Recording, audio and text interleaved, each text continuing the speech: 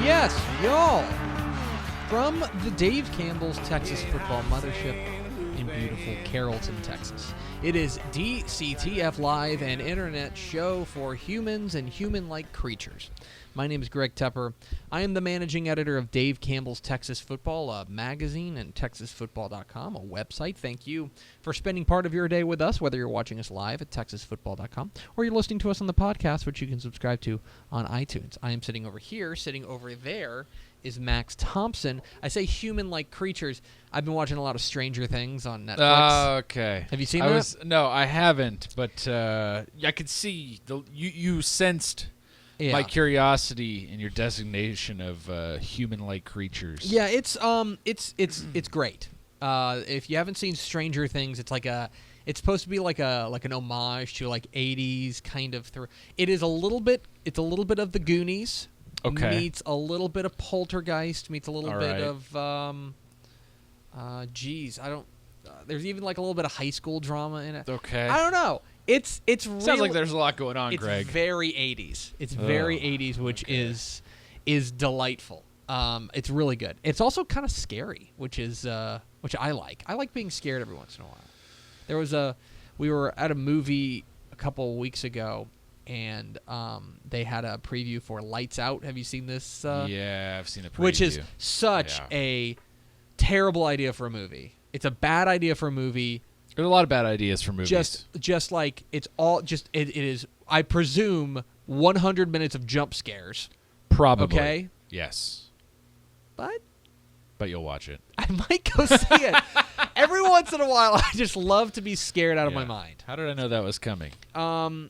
This is, so a little bit later, let me give you a preview of the show. A little bit later, our rankings of the Big 12 uniforms was a big hit. People love that stuff. Yeah. So we got a request to do the Texas from a YouTube commenter, right? Here's what we're going to do. I'm not going to rank them. Yeah. But what I will do is because there's a lot to take in and there's a lot of color palettes to understand. Oh, sure. What I'm going to tell you is I'll tell you what I think are the worst uniforms, and then I'll give you my top 5 best individual uniforms. Not the entire thing, but this is for all of Texas college football. Yes. So all 12 FBS teams Jason McMahon are available. Was the YouTube commenter who's like, hey, let's just do the Texas teams. I agree. And in a moment, And in a moment, we'll have some headlines, including 2 big-time college football suspensions. Today is Wednesday, August 3rd, 2016, episode 177. 177 number of games Bucky Dent played as a Texas Ranger. 177, also the number of times you got your hopes up last night for a Rangers win, I'm guessing. I was. That 8th inning was brutal. Dylan Bundy was dealing, man. And once I got Dylan Bundy, I was like, they got a chance. But then they didn't. All right, so this is the last show of the week because literally in 27 minutes when this show is over, the last show of the week. Probably. Throw that out there. You might have some. I always reserve the right to pull a wild card when it's you who's leaving town. So we've I'm getting in my car right after the show. Yeah. I'm driving home. I am then hopping in an Uber from my home to the airport. I am flying to Midland, and then we are getting in a car, and we are driving to Alpine and picking up groceries, and then we are driving from Alpine to just north of Studi Butte, Texas, better known, Big Bend. Yeah. Going to Big Bend. Pretty jealous. It is my favorite place in the world. It's hard to argue. It is my favorite place in the world because I love the desert. That's a shared love of ours. For once, we agree on something. We agree. The desert's great. It's great. It's really great. The mountains are beautiful. You're just out there all by yourself, and knowing full well that there are 22 days until Texas high school football season. 22 days. I need like 4 to like get my mind right. Right. I'm gonna come back refreshed, relaxed. Just like I'm probably gonna do a little bit of. I'm gonna do reading. I'm gonna do writing. We're gonna do a horseback riding. We're going hiking. I am fired up. Very fired up. Excited. I'm fired up just at the image of your tiny wife on a horse. Probably be like a burrow.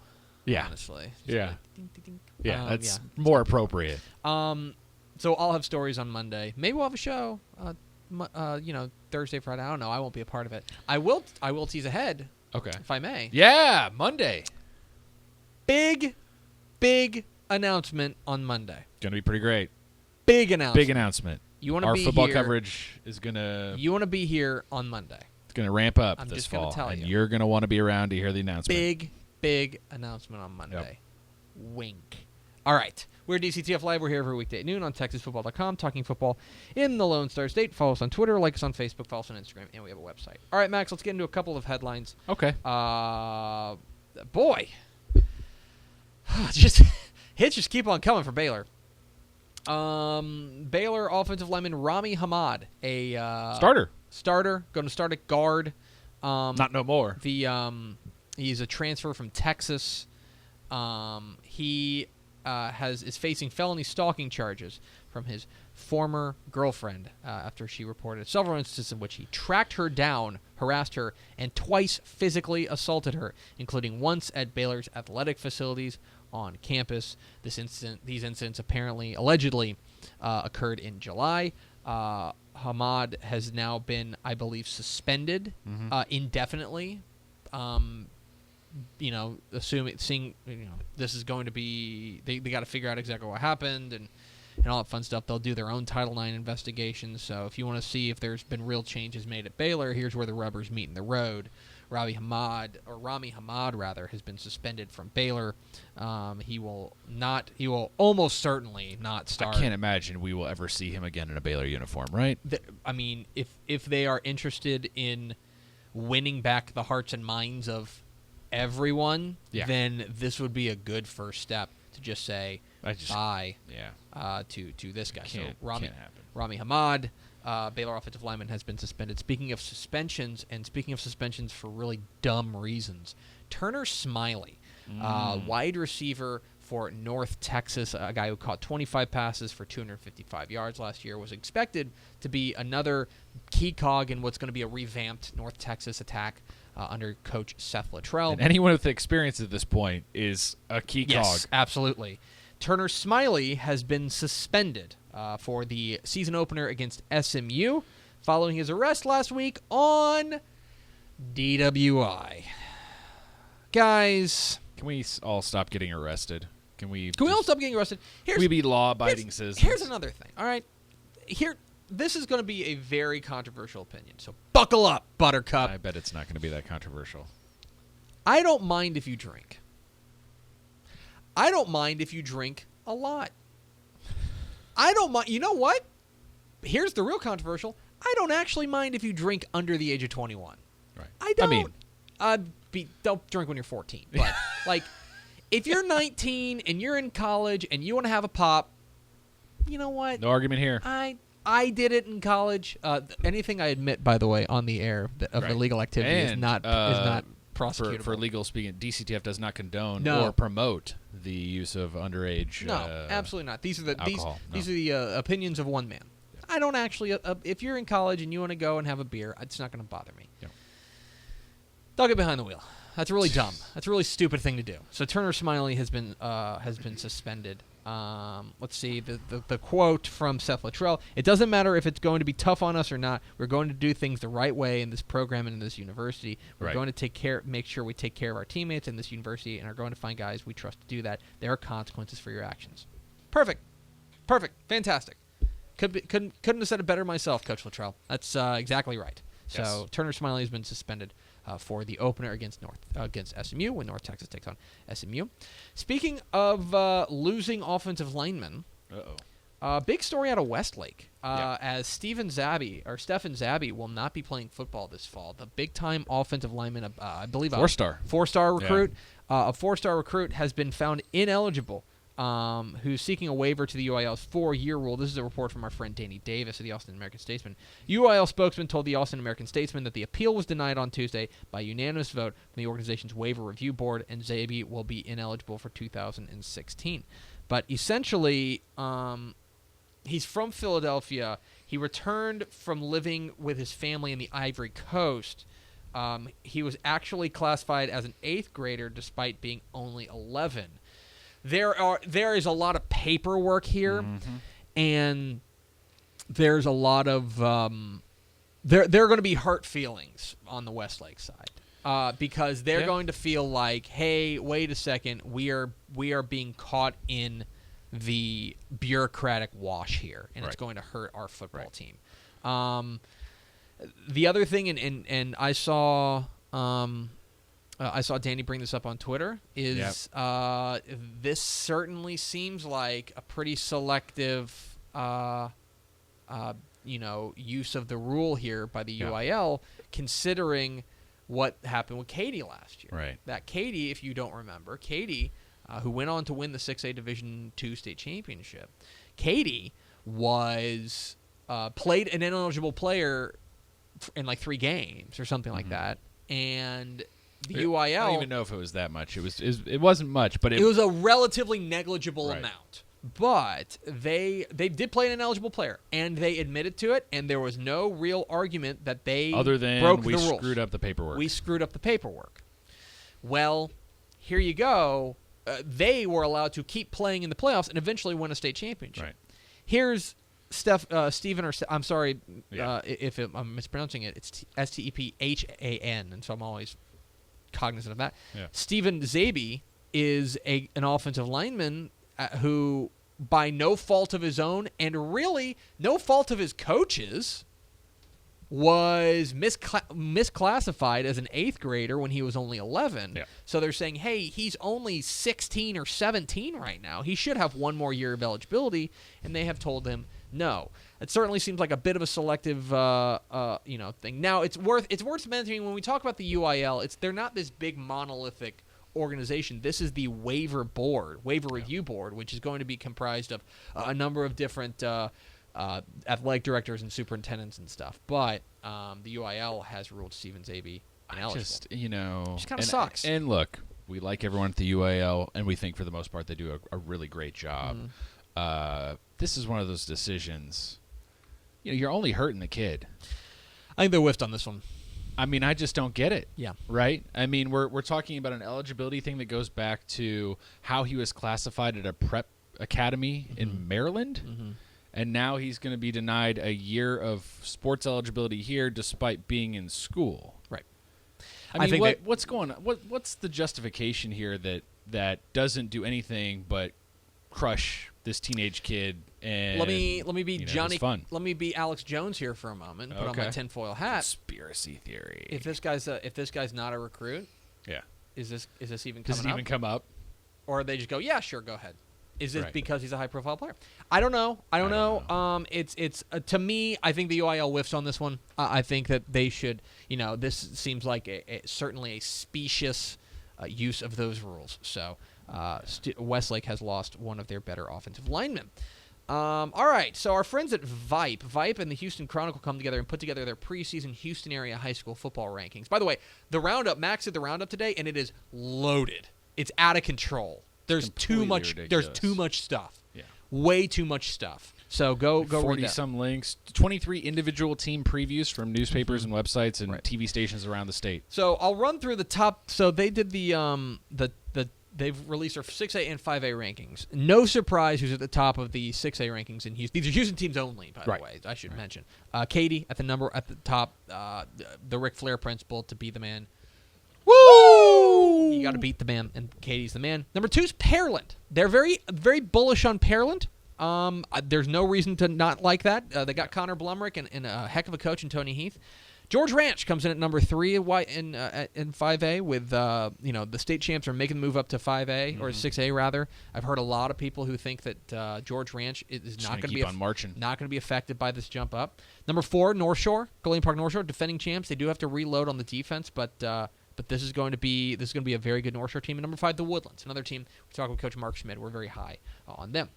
In 5A, the number 1 team was Manville. Number 2 was Crosby. 3, Angleton. 4, Richmond Foster. And 5, Magnolia. You can see all those at Vipe.com. They've got all that. I want to run through this. There's a ton of previews on there on the site, or on the roundup today. One of them caught my eye was Leveland. Leveland is a squad that maybe you're not paying attention to out there in West Texas, but our friends out there at LoneStarVarsity.com have a great have a good preview up about the Lobos, a team that went the very odd 7-5-1 last year. Yeah. And made it to the regional final where they got thumped by Abilene Wiley. But this is a squad that brings back 9 starters on offense, 8 starters on defense.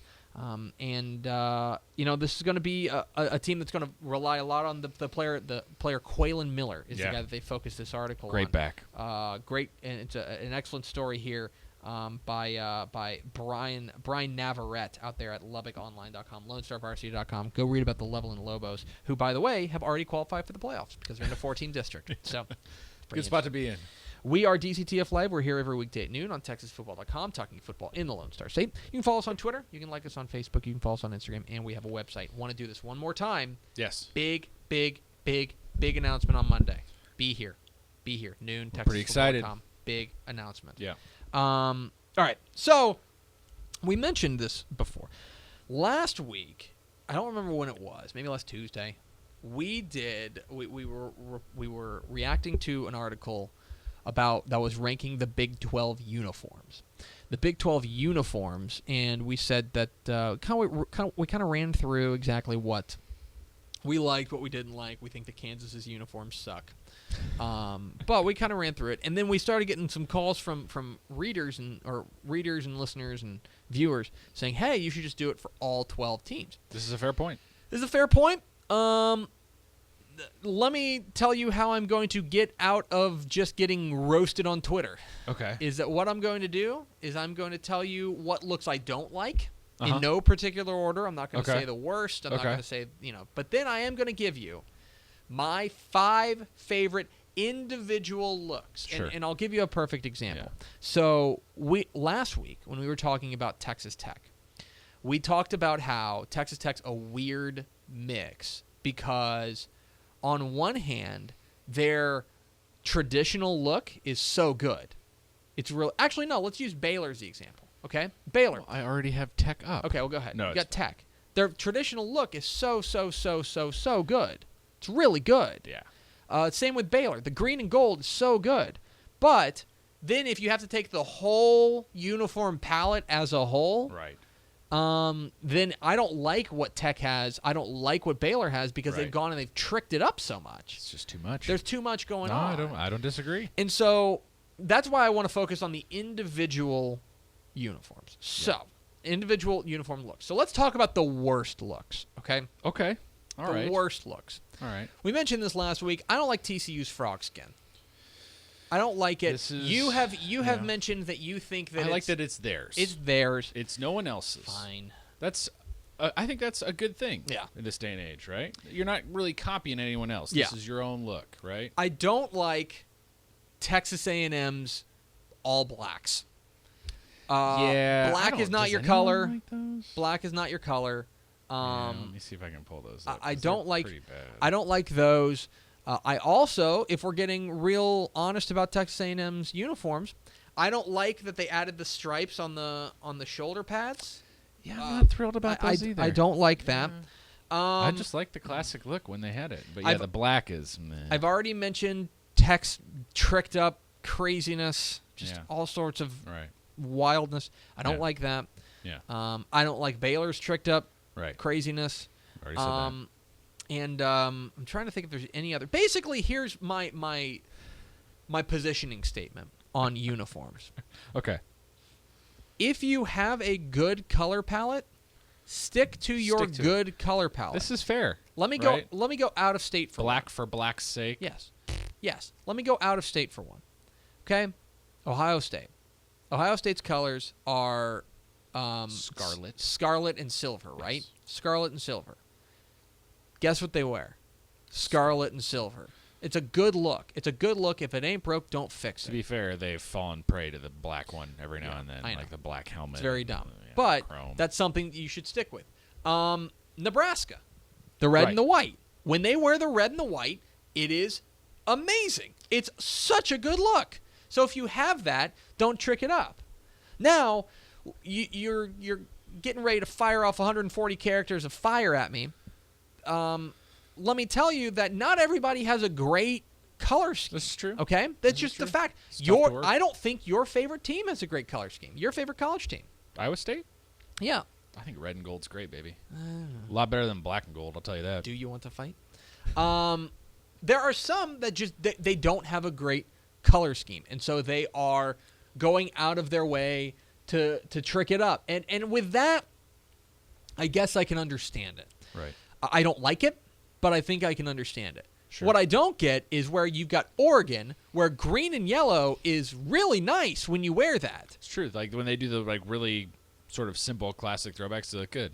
And then they just wear silver, which doesn't – I don't even – I think here's the weird thing, though. You and I both sort of err on the side of a classic look, Yes. a classic – use your color palette. Unquestionably. No question there.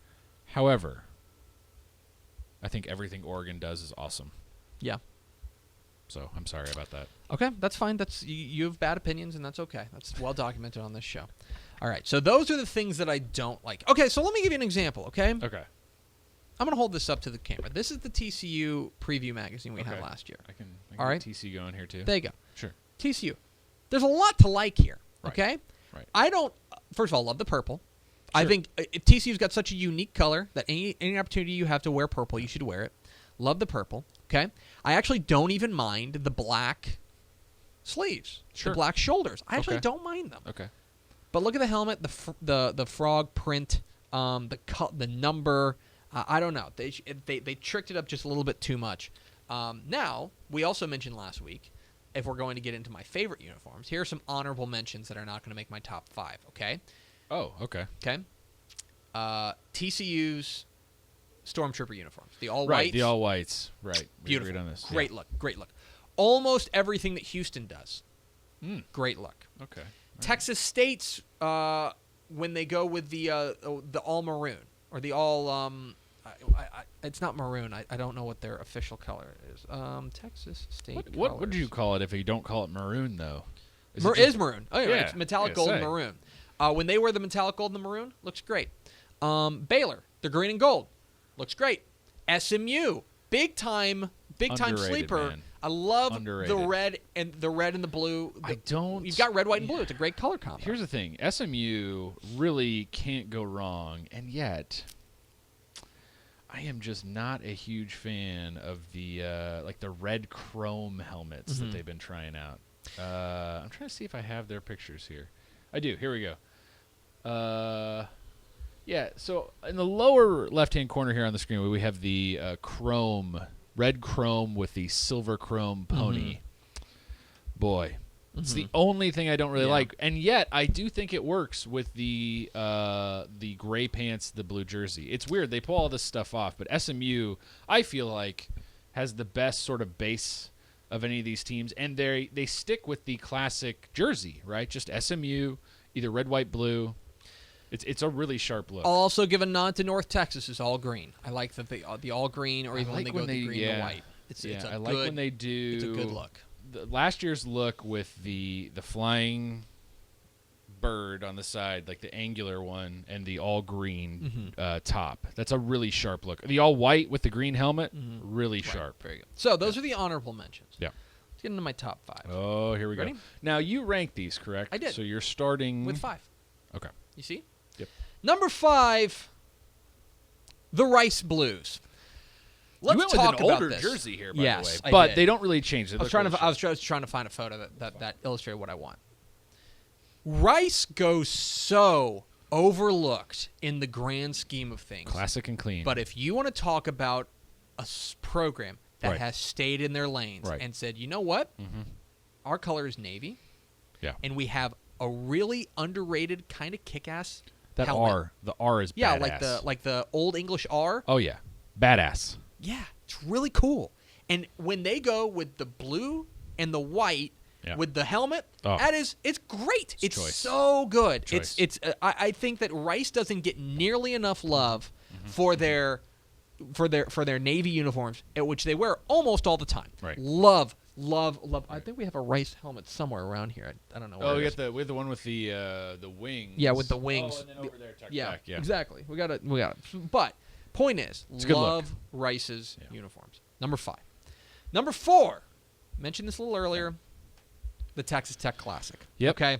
Yep. And they've tricked it up a little bit, but they've come back to it. When you go with the black shirt, okay? First of all, everyone wants to have black as one of their secondary colors now because it's really cool. Here you are, and you are Texas Tech, and black is arguably, it's definitely your secondary color. In a lot of ways, you could argue it's your primary color. Right. They wear black, more black than they wear red. You've got basically 2 primary colors in black and red. And so when they go with the black, they've absolutely, they were ahead of their time latching on to black. Right. They go black jersey, white numbers with red, red trim, and the silver pants. Mm-hmm. Fabulous. Yeah. Really good look. It's all the more frustrating when they come out with some wacky, we're going to wear the state of Texas flag on our helmet thing. That's what makes it even more frustrating is that they have this in their closet. Yep. And it looks great. It does. And you can just use it tomorrow and every day. Yeah. I don't know. So Texas Tech throwback, my number 4 it's pretty awesome. favorite jersey in Texas. Number 3, going off the board, but I know you agree with this. Oh, this helmet is so good. It's the best helmet in Texas, bar none, the UTEP throwback. Yep. Okay? Holy that minor. Cow. Woo! That minor, everything about that minor is great. If you haven't seen this, go look up, Google UTEP throwback helmet, okay? Mm-hmm. It's the best helmet in Texas, okay? You got the orange with the blue stripe down the middle, which is fine, very standard. And then you've got this minor logo. And this guy has a pickaxe in one. First of all, he's a super beefy guy. He's got the pickaxe. This is old Southwest Conference cartoon, basically. So great. And they have brought it back for special occasions. And this is the perfect blend of kind of modern and classic. Right. That you have that when they go with those uniforms that have the orange and then maybe the blue sleeves. Yeah. With that helmet. Yeah. A winner. But they wore that helmet last year with a more modern look too, and it still looked awesome. It looks great. It looked great. It looks great. So I freely admit that I am focusing a lot more on the helmet here, but UTEP's throwback helmet is the single best helmet in the state of Texas hard stop. Period. All right. That's number 3. Number 2. The Texas Classic. Right. Okay. Listen, and I prefer orange jersey, burnt orange jersey, white pants. If you want to go all white, that's fine as well. I don't necessarily mind. But I like that contrast there. I mean, look, I feel like anything I could say has been said to death. This is a classic look. It is a blue blood look. It is up there with Michigan. It is up there with Ohio State. It is up there with USC. It makes a terrible color look good. It does. That's what we talked about that last week. Everything. Burnt orange is a bad color. It's terrible. It looks terrible on everything. Go paint a room in your house burnt orange. And you will hate it. You'll hate that room. Yeah. But they have found a way to take that color and make it a totally beautiful classic look. Love Texas's classic jerseys. And my favorite number 1 jersey uniform in the state of Texas is, did this surprise you? Well, it surprises me. It's beautiful. The Texas A&M Classic. It surprises me only in that they never wear this. They never do. You'll never see them wear this. And that's what's frustrating. Know when. That's what's frustrating. I had to find a photo of Jaworski Lane from the That's Holiday the other Bowl. good part about this, yes. Okay. This is another instance in which maroon's not my favorite color. No. But when you go maroon and white, okay, there's something that pops. Go ask.